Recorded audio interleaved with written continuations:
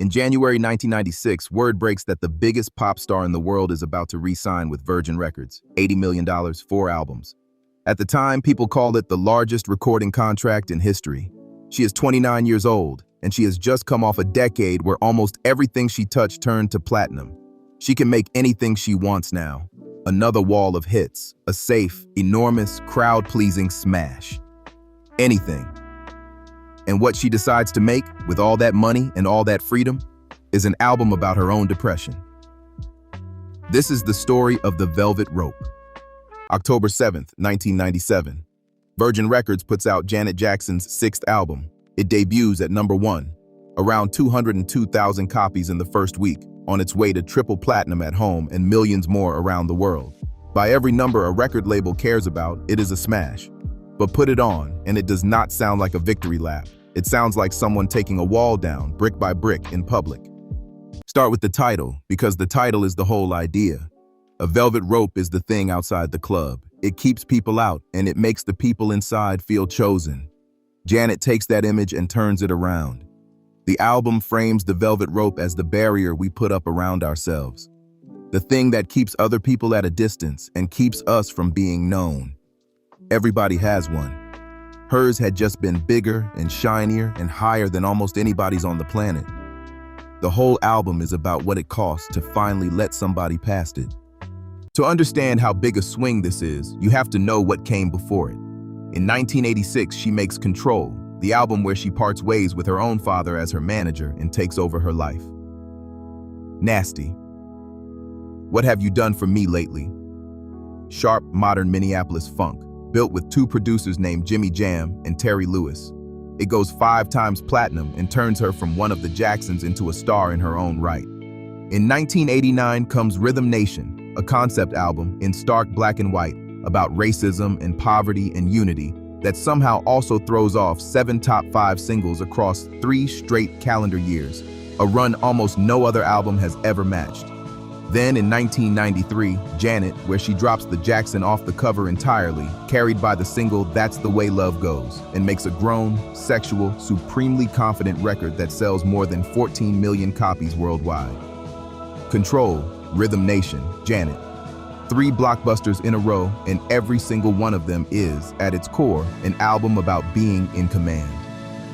By the middle of the 90s, she is one of the biggest stars on earth, and then she makes one about falling apart. Because that is what was actually happening.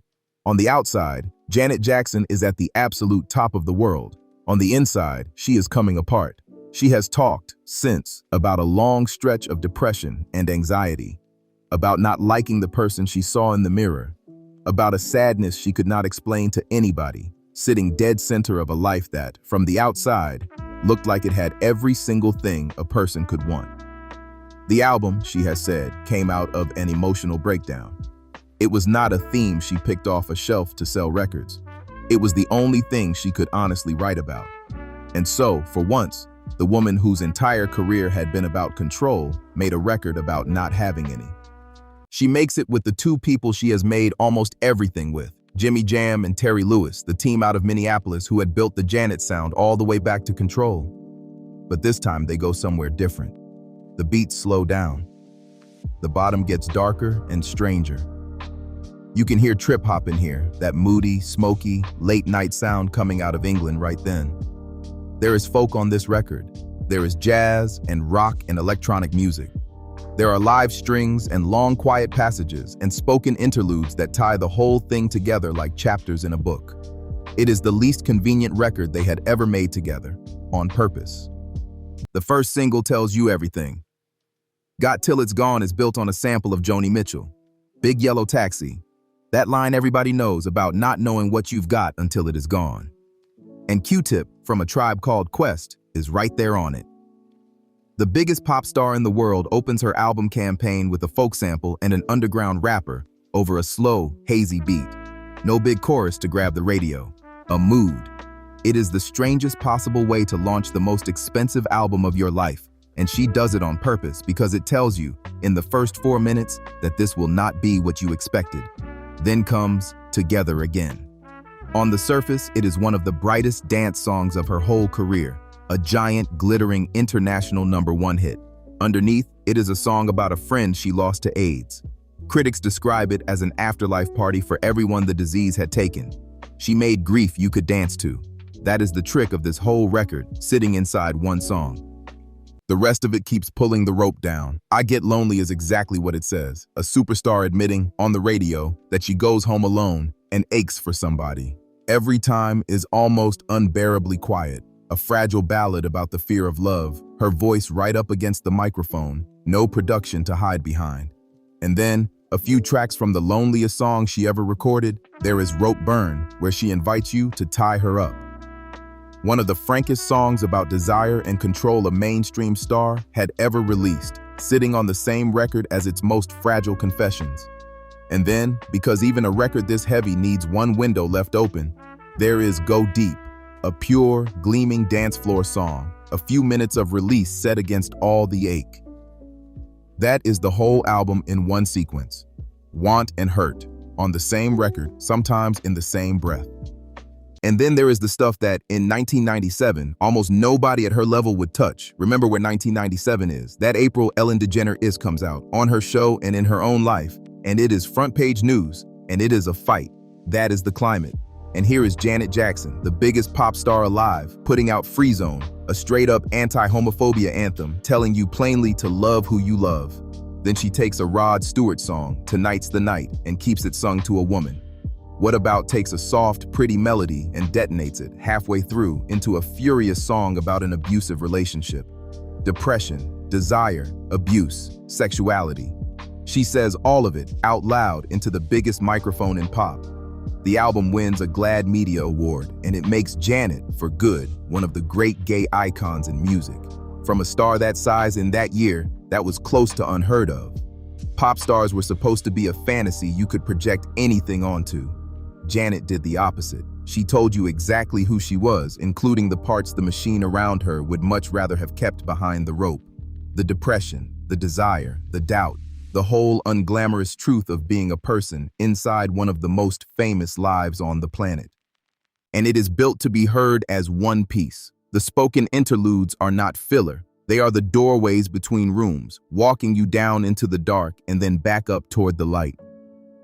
There is a track called Empty that is about looking for connection through a computer screen, loneliness over a modem, years before the rest of us would know exactly what she meant. A global superstar in 1997, describing internet isolation while most of the people buying the record had never even heard a modem connect. The record takes you all the way down through the depression and the desire and the damage.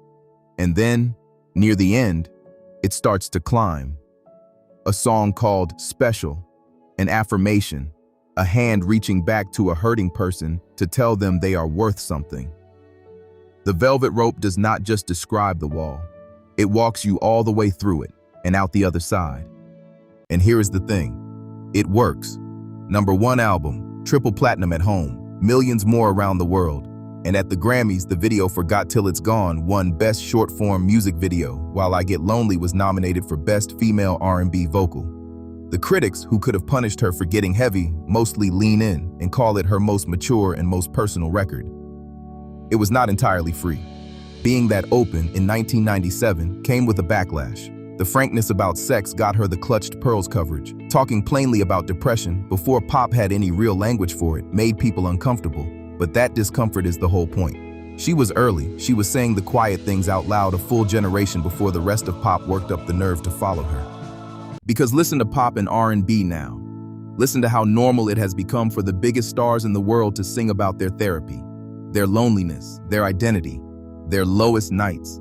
That confessional mode, the superstar who tells you the truth about the wall, did not begin with the velvet rope.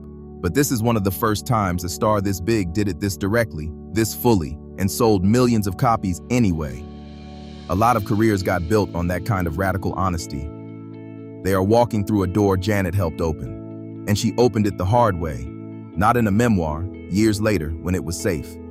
In real time, on the record, while she was the biggest star in the world and had every reason to keep smiling and keep selling the fantasy. She bet $80 million of other people's confidence on telling the truth instead, and the truth went triple platinum. Here is The Velvet Rope by The Numbers.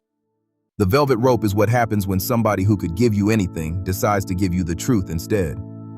The biggest star in the world, with the biggest deal in the world, used all of it to tell you she was lonely and hurting and human. She took the rope down, and nearly 30 years later, that is still one of the bravest things a pop star ever did. That is when it dropped. Subscribe so the next one finds you.